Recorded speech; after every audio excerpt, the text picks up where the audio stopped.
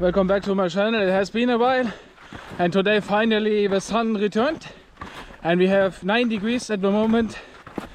It should be sunny today and tomorrow, so it would be a really beautiful mountain trip with a freeride skiing. And as you see, it's really nice today.